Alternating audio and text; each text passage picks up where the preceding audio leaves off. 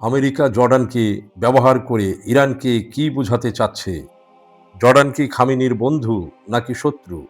মধ্যপ্রাচ্যের ইরানের পাশের দেশ জর্ডান।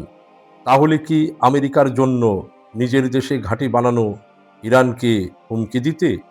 নাকি ইরানকে ধ্বংস করার জন্য মজুত করছেন আমেরিকা যুদ্ধ সরঞ্জাম জর্ডানে? সময়ের সাথে প্রকাশ পাচ্ছে জর্ডানের আসল ব্যবহার। কাকে খুশি করবে জর্ডান, ইরান নাকি আমেরিকাকে? আনুষ্ঠানিকভাবে জর্ডান বলেছিল ইরানের বিরুদ্ধে যাবে না কখনো, কিন্তু সেই কথার কোনো মিল পাচ্ছে না ইরানের যুদ্ধ গবেষণা বিশেষজ্ঞ মহল। এর কারণ হলো জর্ডানের মাটিতে দেখছেন আমেরিকার যুদ্ধ বিমান সহ অন্যান্য আকাশ প্রতিরক্ষাকারী সিস্টেম, যা আগের তুলনায় হেভি শক্তিতে পরিণত হয়েছে। যদি এই ঘাঁটি থেকে ইরানকে আক্রমণ করে তবে ইরানের ক্ষয়ক্ষতি সহজে সম্ভব। আবার সমুদ্রপথে যে ইরানের অবস্থা তা সহজেই খবর নিতে পারবে আমেরিকা। ইরান এই নিয়ে বিশাল উদ্বেগে আছেন। যদি কোনো রকম ইরানের উপর হামলা হয় তাহলে ইরান গুঁড়িয়ে দিতে পারেন জর্ডানের আমেরিকার ঘাঁটি। বসে নেই ইরানের বন্ধুরা চীন এবং রাশিয়া। আমেরিকা যদি ইরানকে আক্রমণ করে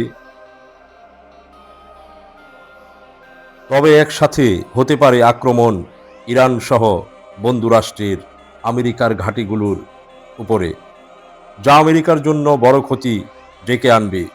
ইরানের ভৌগোলিক অবস্থান বিবেচনায় দেখা যায় হরমুজ প্রণালী বন্ধ করা হলে মধ্যপ্রাচ্যের তেলবাহী জাহাজ চলাচলে ব্যাঘাত ঘটবে, যার কারণে বিশ্বে তেলের সংকট দেখা দিবে এবং বেশি দামে ক্রেতাদের তেল কিনতে হবে এবং বিশ্ব অর্থনীতিতে মন্দার সংখ্যা উপলব্ধি হবে।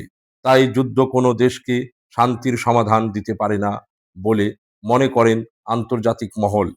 ওইদিকে জর্ডান বলছে অন্য কথা। তারা সন্ত্রাস নির্মূলে এবং শান্তি প্রতিষ্ঠায় এই ধরনের সামরিক শক্তি বাড়িয়েছেন বলে প্রকাশ করেন, কিন্তু বাস্তব রূপ ভিন্ন বলছেন বিশেষজ্ঞগণ।